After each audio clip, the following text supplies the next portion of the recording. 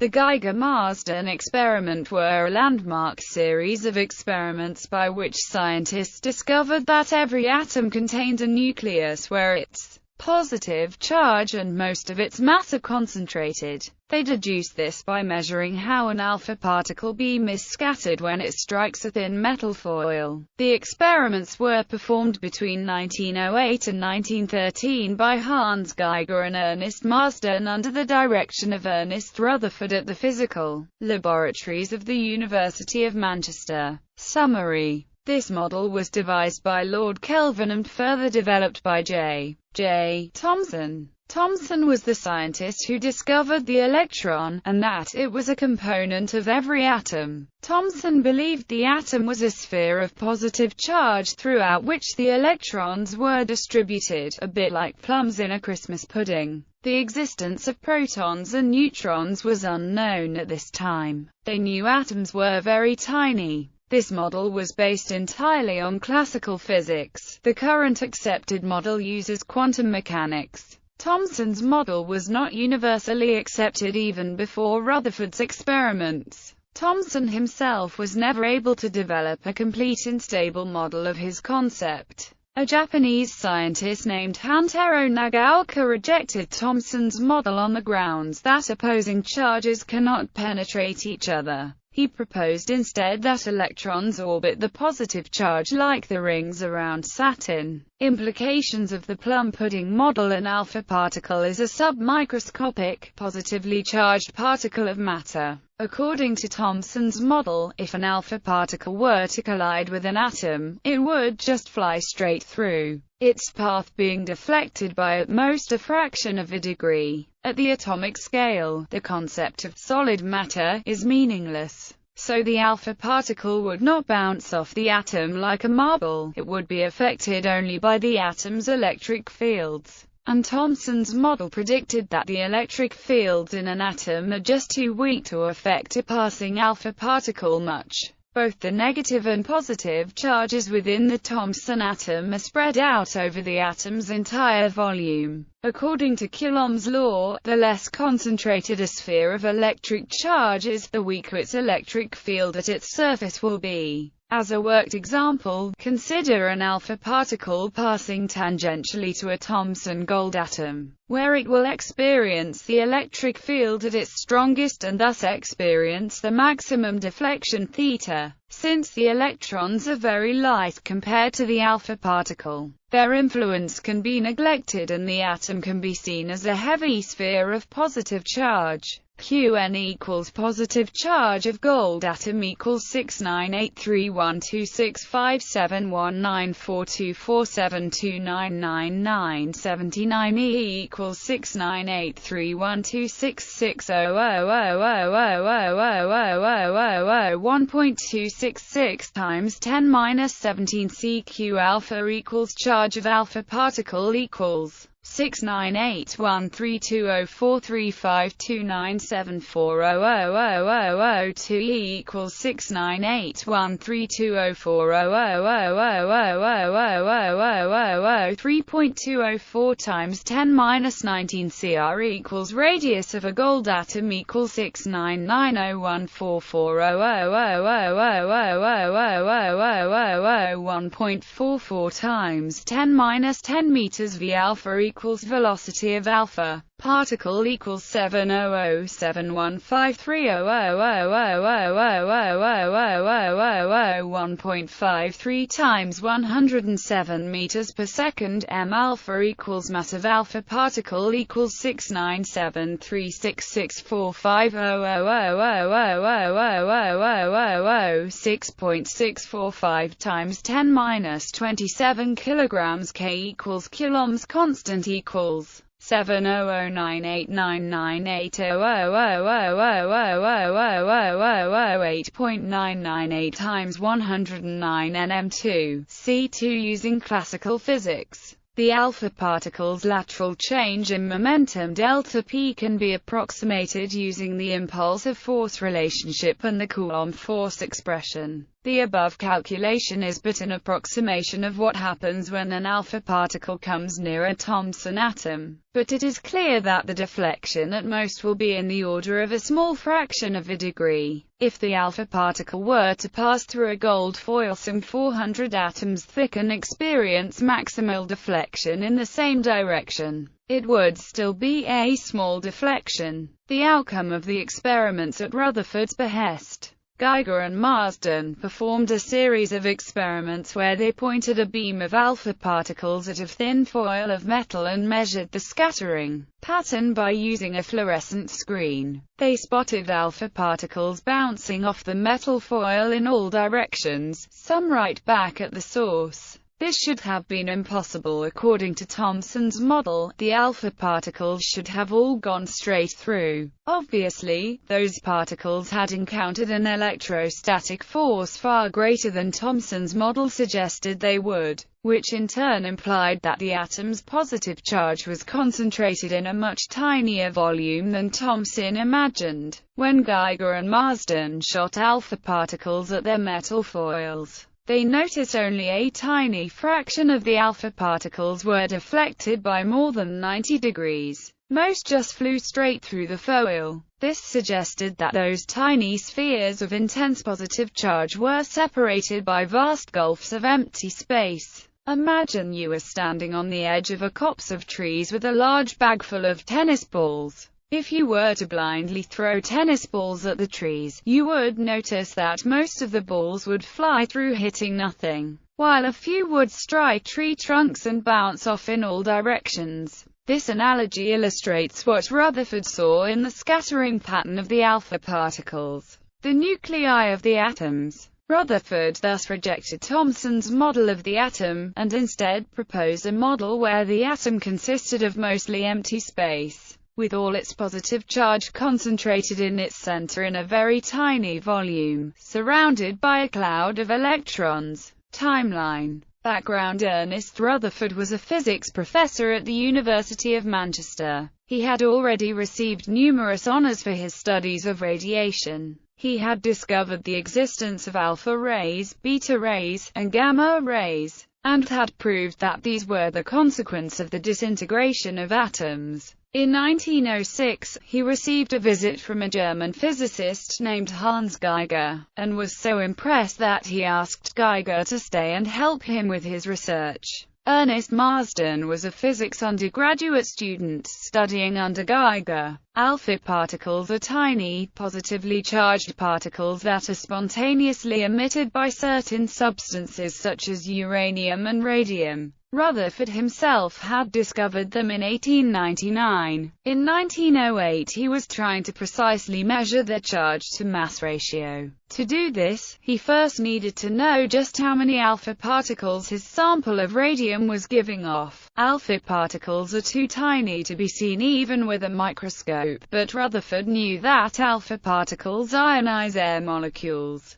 and if the air is within an electric field, the ions will produce an electric current. On this principle, Rutherford and Geiger designed a simple counting device which consisted of two electrodes in a glass tube. Every alpha particle that passed through the tube would create a pulse of electricity that could be counted. It was an early version of the Geiger counter. The counter that Geiger and Rutherford built proved unreliable because the alpha particles were being too strongly deflected by their collisions with the molecules of air within the detection chamber. The highly variable trajectories of the alpha particles meant that they did not all generate the same number of ions as they passed through the gas, thus producing erratic readings. This puzzled Rutherford because he had thought that alpha particles were just too heavy to be deflected so strongly. Rutherford asked Geiger to investigate just how much matter could scatter alpha rays. The experiments they designed involved bombarding a metal foil with alpha particles to observe how the foil scattered them in relation to their thickness and material.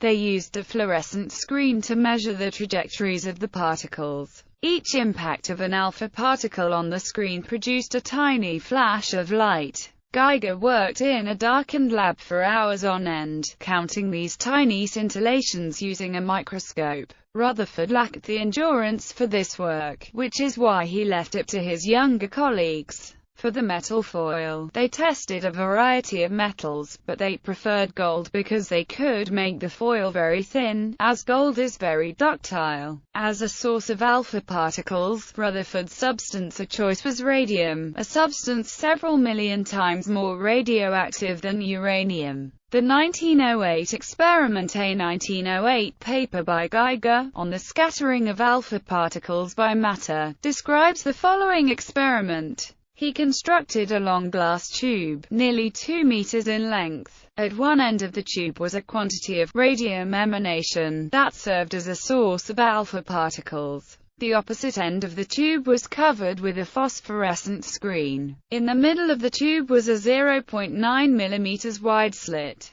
The alpha particles from air passed through the slit and created a glowing patch of light on the screen. A microscope was used to count the scintillations on the screen and measure their spread. Geiger pumped all the air out of the tube so that the alpha particles would be unobstructed, and they left a neat and tight image on the screen that corresponded to the shape of the slit. Geiger then allowed some air in the tube, and the glowing patch became more diffuse. Geiger then pumped out the air and placed some gold foil over the slit at AA. This too caused the patch of light on the screen to become more spread out. This experiment demonstrated that both air and solid matter could markedly scatter alpha particles. The apparatus, however, could only observe small angles of deflection. Rutherford wanted to know if the alpha particles were being scattered by even larger angles, perhaps larger than 90 degrees. The 1909 experiment, in a 1909 paper, on a diffuse reflection of the alpha particles. Geiger and Marsden described the experiment by which they proved that alpha particles can indeed be scattered by more than 90 degrees. In their experiment, they prepared a small conical glass tube containing radium emanation, radium A, and radium C, its open end sealed with mica. This was their alpha particle emitter. They then set up a lead plate, beneath which they placed a fluorescent screen. The tube was held above the plate, such that the alpha particles it emitted could not directly strike the screen. They then placed a metal foil to the side of the lead plate.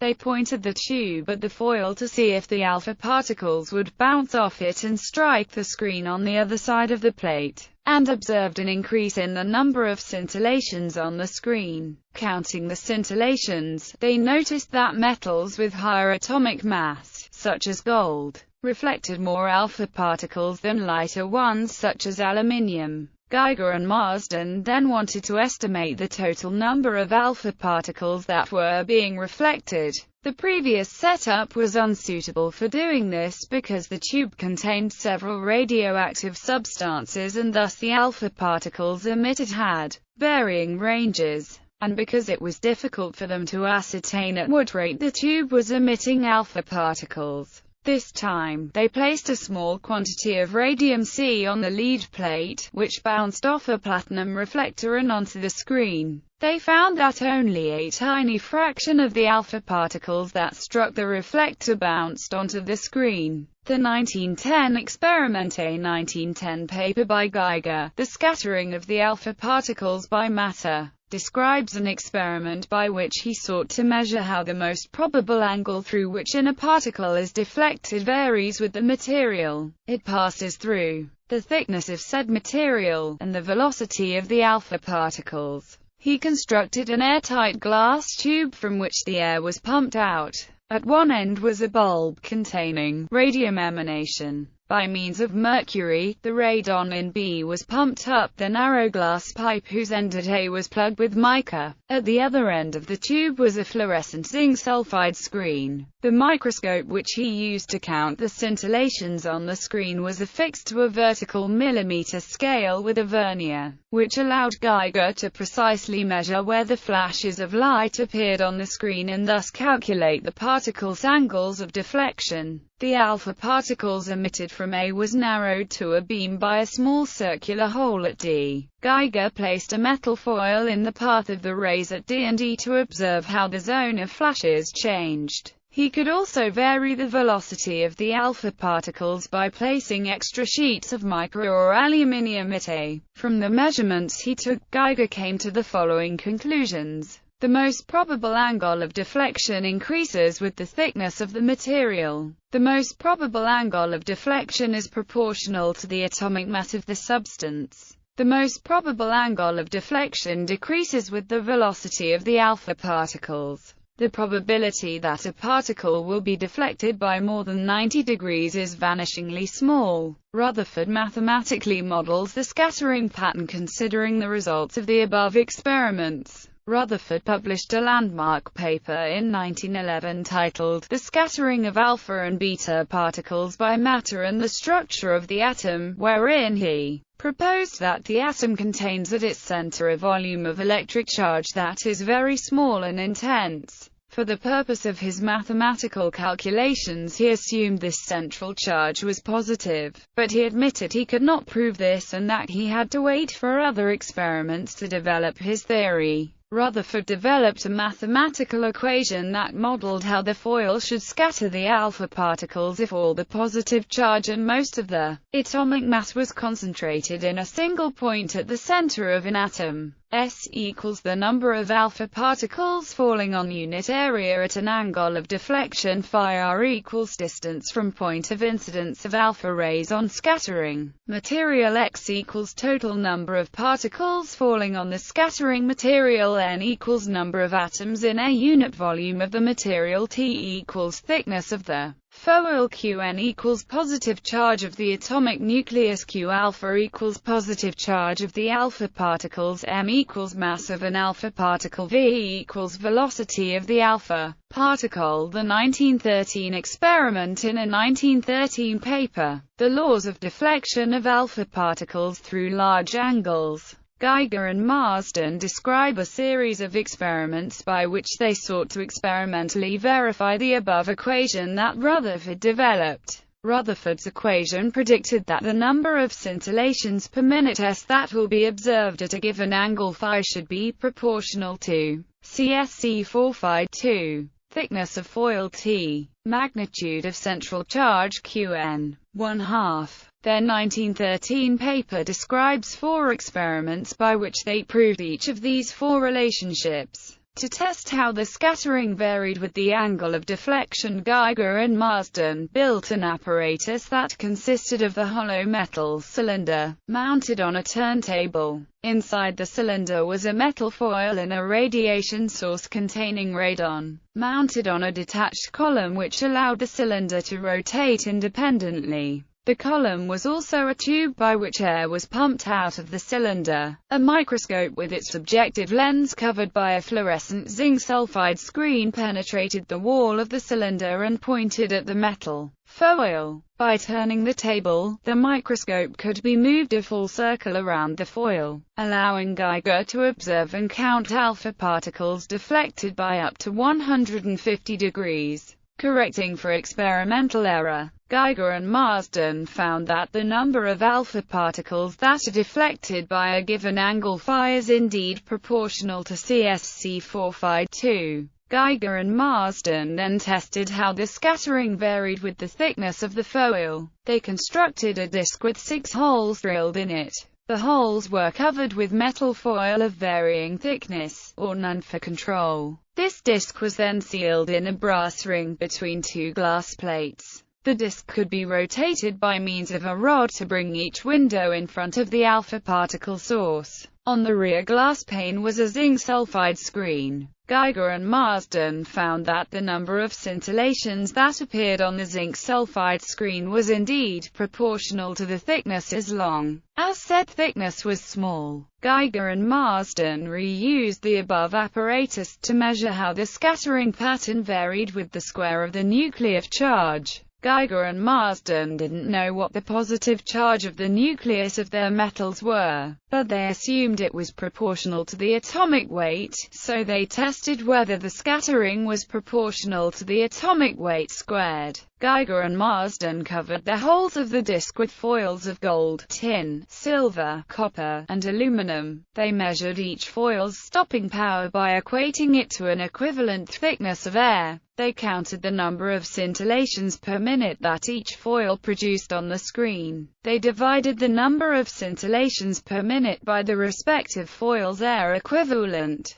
then divided again by the square root of the atomic weight. Thus, for each metal, Geiger and Marsden obtained the number of scintillations that a fixed number of atoms produce. For each metal, they then divided this number by the square of the atomic weight, and found that the ratios were more or less the same. Thus they proved that SQN2. Finally, Geiger and Marsden tested how the scattering varied with the velocity of the alpha particles. Using the same apparatus again, they slowed the alpha particles by placing extra sheets of mica in front of the alpha particle source. They found that, within the range of experimental error, that the number of scintillations was indeed proportional to 1:4. Rutherford determines the nucleus is positively charged in his 1911 paper. Rutherford assumed that the central charge of the atom was positively charged, but he acknowledged he couldn't say for sure, since either a negative or a positive charge would have fitted his scattering model. The results of other experiments confirmed his hypothesis. In a 1913 paper, Rutherford declared that the nucleus was positively charged,